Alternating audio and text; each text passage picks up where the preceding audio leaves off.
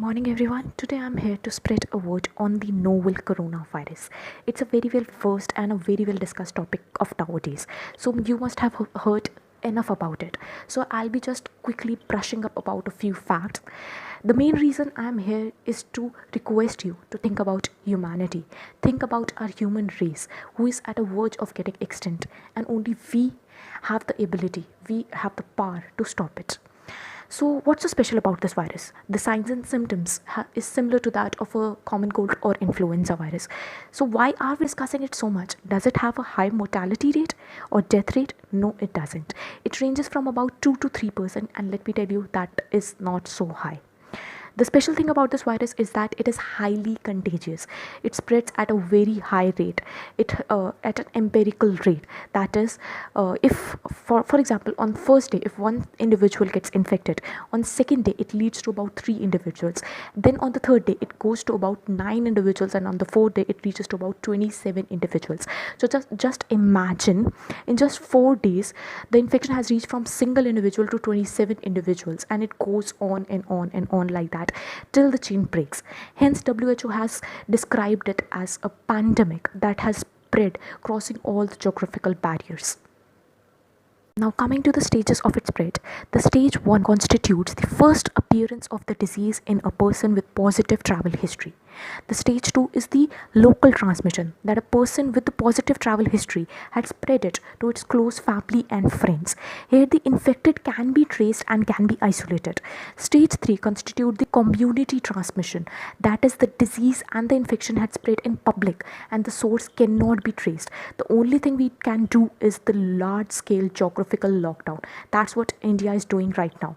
And stage 4 constitute the epidemic, that is spread within a country, large scale death occurring, and there is no end to it.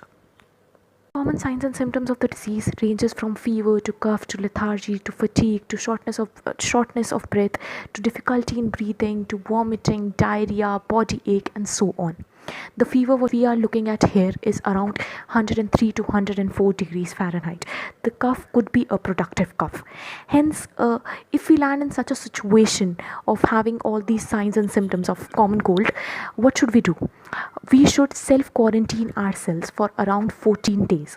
Why 14 days? Because the incubation period of this virus ranges from about 2 to 14 days. I might get infected on day 1, but it can lapse around 14 days to show its signs and symptoms. Now, as far as my colleagues are concerned, they are at greater risk of getting the infection as we are frequently in contact with the saliva. So I request each and every one of you to avoid contact, stay put, and extend your appointments as far as possible. And for those who have recently traveled to a corona-prone country, get yourself checked and self-quarantine. So coming to the treatment, as such there is no treatment options available for the disease. Many drugs used to treat Ebola and malaria are being used, but they are still researched upon. Hence, as per as treatment is concerned, till now we don't have any treatment options available as such. Hence, prevention is the only option left to us.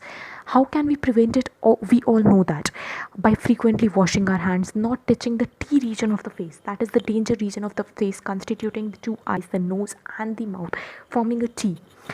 Not touching the T region of the face, staying away from the crowded places, using tissue or elbow when cough or sneeze.